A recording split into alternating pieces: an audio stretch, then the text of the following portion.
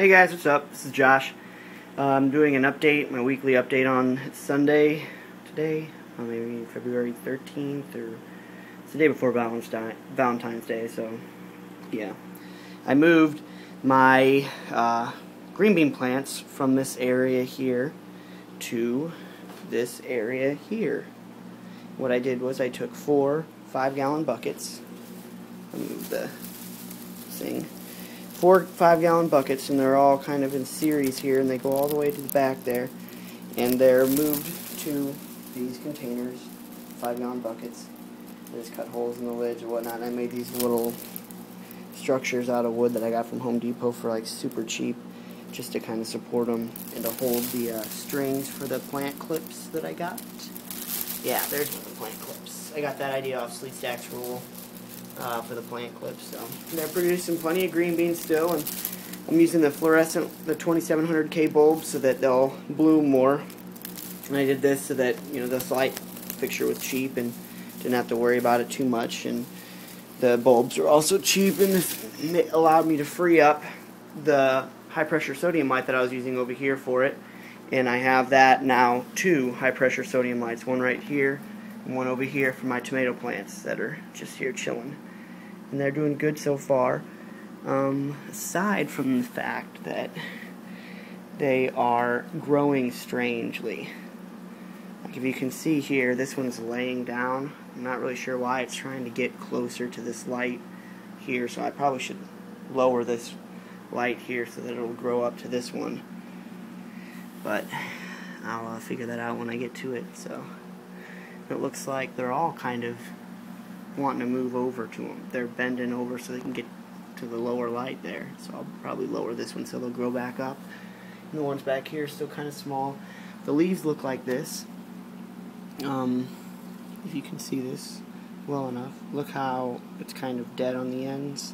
They look like they're sort of dry and dead.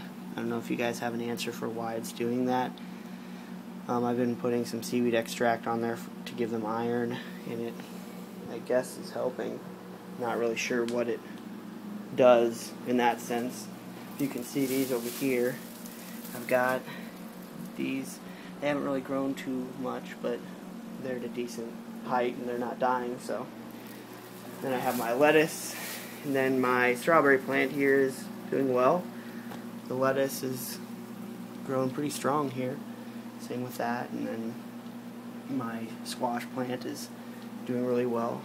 And then basil and dirt is also doing pretty well because it has a high pressure sodium light to supplement it. So, right off to the aquaponics.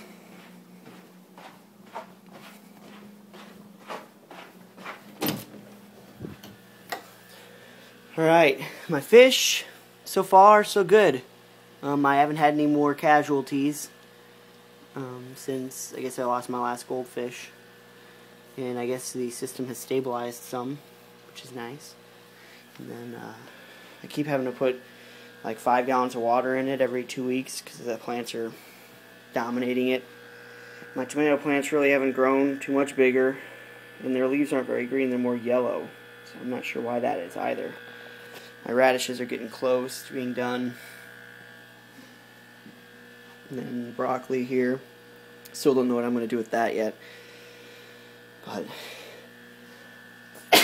excuse me. So far so good. It's working. You know, the bacteria, I guess, is still growing in there to hopefully eat more of their fish waste. And then I got the shelf here all finished per last episode. I believe it was last episode. I'm going to put the fish tank on the bottom shelf here, and then put a grow bed, which I actually built the grow bed. I'm going to take you out back to, or out to my garage to show you. I just finished it. So,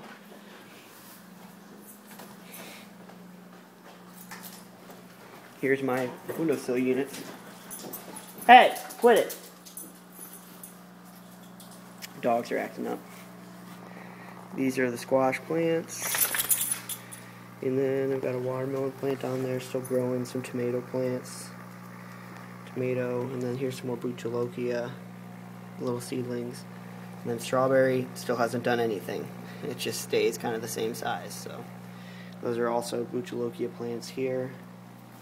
And then, oh, I started some lettuce over here too, to get that started.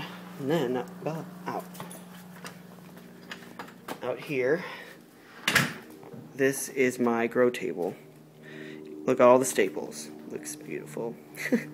Took the pond liner and I laid it in there and took a contact cement. I don't have it out here, but I did the contact cement and it actually worked really well. And I put that down and I painted the entire wood inside there with the contact cement and just like dumped it in there, poured so much in there and then covered all the wood and then laid this in here, stapled all the edges and all the sides down after cutting it, and it looks to be pretty flat, you know. And I have this bucket full of rocks sitting on top and these plates here and that stuff sitting on the drain portion of it. It's actually, I took Happy Game Show's idea. With the whole drain thing, I cut a hole out in the bottom of it, and this is actually a piece of like flashing for your roof. And you put this over like the vent pipes for your water heater and such. And I actually just finished my roof, so like this is easy to come by. And I'll put PVC in this hole here that barely fits, and then drill a hole in it so that it will slowly drain the water out. So that's the idea for that. When I use the contact cement for putting this in, I put these buckets on to have it dry overnight. And it takes 7 days for it to completely cure.